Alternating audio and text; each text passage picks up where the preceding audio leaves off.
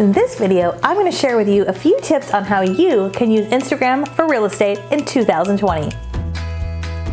Hey everybody, Katie Lance here, founder and CEO of Katie Lance Consulting, the Get Social Smart Academy, and author of the book, Get Social Smart. By the way, if you're watching this over on YouTube, hit that subscribe button and the bell button so you get notified when we have new videos that come out each and every week. I am so excited to share with you 3 quick tips for how to make the most of Instagram for real estate in 2020. Tip number 1, use Instagram stories daily. Instagram stories is one of the fastest growing parts of Instagram. And when it comes to Instagram stories, they're here today and they're gone in 24 hours. What is really interesting about social media, and especially Instagram, is people are paying attention to the feed, don't get me wrong, but Instagram stories is a great opportunity to reach people quick and in the moment. So what should you use your Instagram stories for? I love to use Instagram stories as a way to give people a sneak peek behind the scenes. So for example, you might post in your Instagram feed a beautiful photo of your new listing, or maybe you do a carousel post with 3 or 4 or 5 pictures of that beautiful listing.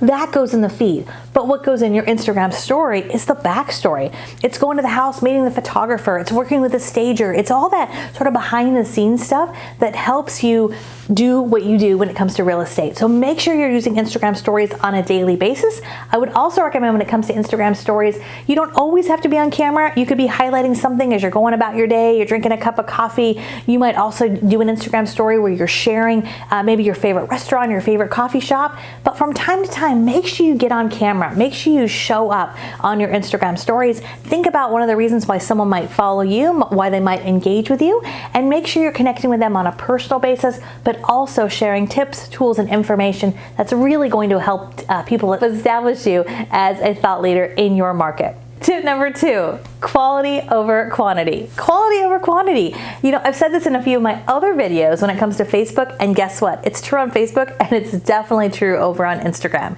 You know, I've often said with Instagram is not for every single picture on your camera roll. It is about the best pictures possible, because Instagram is a very aspirational platform. The other good news about that is that doesn't mean you have to post every single day in your Instagram newsfeed. So what we're seeing in 2020, what really makes a lot of sense is get yourself on a routine. Maybe it's Monday, Wednesday, Friday, maybe it's Tuesday, Thursday. That quality versus quantity makes a big, big difference. Remember, it's also not all about business. So when you think about your content, think about why someone is showing up to your feed. They're showing up because you're in real estate, so they want some real estate information, but also it's a great opportunity, again, like with Instagram stories, to give people a sneak peek behind the scenes.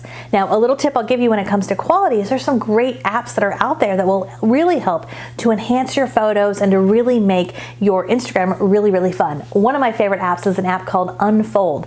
Unfold is a beautiful app, and it's especially great for Instagram stories, which was tip number 1. And it's a great way to really lay out a beautiful Instagram story in a really fun way. Tip number 3 on Instagram, be a good finder. Be a good finder. Have you ever been on Instagram or maybe any social network and you're trying to figure out what should you post, what should you say? Highlight somebody else. So who in your local market, who in your local area can you recognize? Maybe it's your local coffee shop. Maybe it's your local, PTA. Maybe it's a local organization. But so often, I think when it comes to social media in general, but especially this happens a lot on Instagram, we sometimes get all wrapped up in us, right? Our listings, our open houses, how can we get new clients, how can we get new leads? And one of the best ways to use Instagram for business is to use it in a way where you are highlighting other people. So maybe once a week you're highlighting one of your favorite businesses, your local lender, your local stager, but it can also be any other local businesses or things in your community. Being a good finder, being on the lookout for really good things on Instagram, it's a small thing that makes a big difference. Now, by the way, I want to share with you a little bonus tip. And the bonus tip on Instagram, especially in 2020, is that it's all about the comments. It's all about the interaction back and forth.